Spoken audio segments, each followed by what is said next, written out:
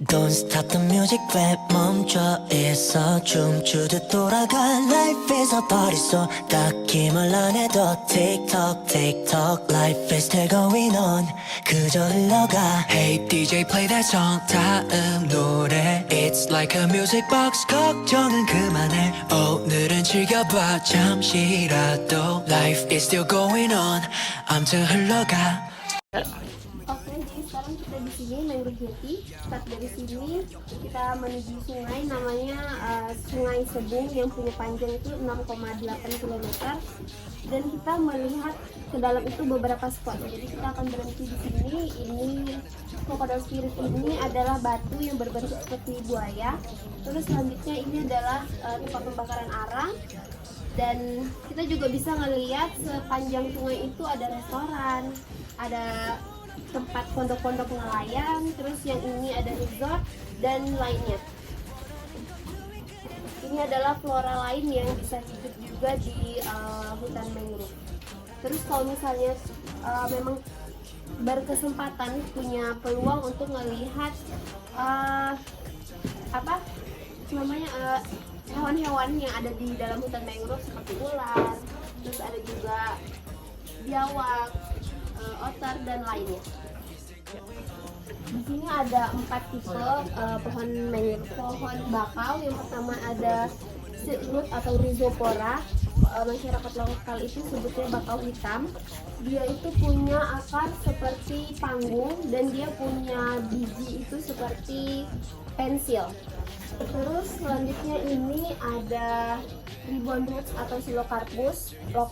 Orang lokal itu sebutnya nyireh, pohon nyireh. Dia punya akar itu kayak wave, kayak ombak ataupun kayak pita, dan dia tuh punya buah yang disebut granatum fruit. Itu tapi beracun, jadi kita nggak bisa konsumsi. Selanjutnya ada Niroots atau Bruguera. Ini karena bentuk akarnya itu seperti lutut. Dan yang terakhir ada Piscean root atau Avicennia. Ini akarnya itu seperti pensil.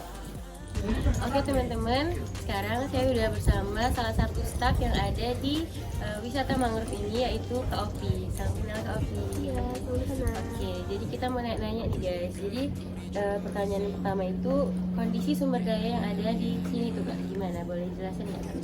Oke, jadi kalau misalnya kita lihat dari manfaat pohon mangrove itu sendiri, memang dia akarnya itu jadi tempat perkembangbiakan biota laut. Jadi kalau sumber daya alamnya udah pasti hasil lautnya yang melimpah.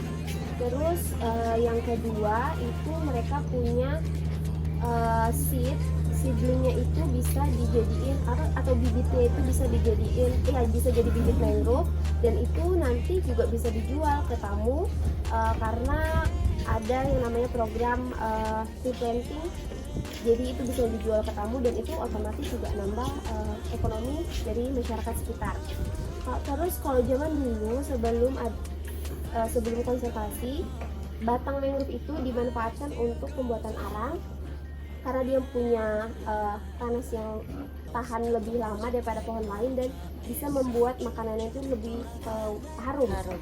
Tapi sekarang karena sekarang udah dikonservasi, itu sudah tidak dibolehkan lagi untuk menebang pohon. Itu sih kurang lebih. Terus juga kan kita udah tahu nih kan Kak, bahwasannya kalau di mangrove ini ternyata ada biota laut juga gitu.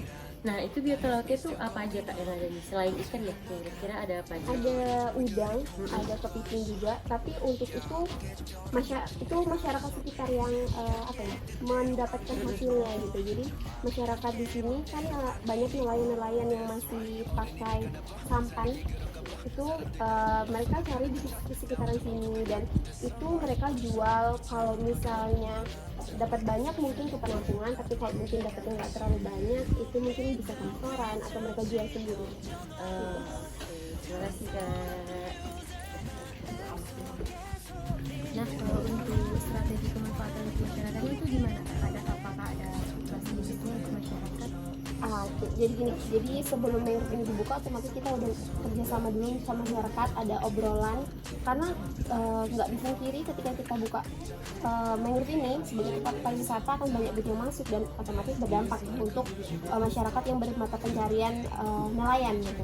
Jadi dampak untuk merekanya itu secara positifnya otomatis ketika kita ada program replanting dan beberapa tahun kemudian itu akan tumbuh besar seperti yang kalian lihat di depan itu, otomatis akan lebih banyak lagi ikan dan biota laut yang di sini gitu, dan itu juga akan menguntungkan masyarakat untuk lebih mempermudah mereka mencari nafkah.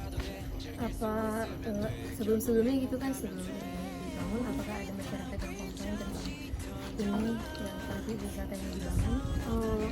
Karena memang udah ada pembicaraan di awal, jadi sejauh ini nggak ada komplain dan malah bagus. Jadi karena sungai ini kan ketika pasang itu air kan datang dari laut dan banyak sampah gitu, dan kita tuh juga ada misalnya kayak World Tourism Day, kita bersihin hutan, bersihin sungai, dan itu juga ya otomatis berdampak bagus dong untuk masyarakat karena kan jadi sungainya jadi bersih dan ikan-ikan juga makin banyak di sini. Berarti nggak ada dampak negatifnya ya Kak selama sejauh ini? Sejauh ini tidak ada komplain dari masyarakat. Terima kasih Kak. Prospek pengembangan wisata hutan mangrove Lagun. Hutan mangrove yang dibuat pada awal tahun 2002 kini berubah menjadi ekowisata yang sangat menarik. Meskipun objek wisatanya belum sepenuhnya jadi, tapi sudah banyak wisatawan yang dari luar daerah maupun dari luar negeri berkunjung untuk menikmati indahnya pemandangan hutan mangrove yang ada di Lagoy ini. Mangrove ini sendiri menerapkan penanaman bibit rhizophora yang merupakan salah satu jenis tanaman mangrove sehingga dapat berperan untuk mengatasi masalah banjir pada kawasan pesisir dan sebagai habitat biota laut yang ada di kawasan mangrove ini. Mangrove dapat dijadikan sebagai salah satu tempat pariwisata sekaligus untuk menambah pengetahuan tentang kemaritiman.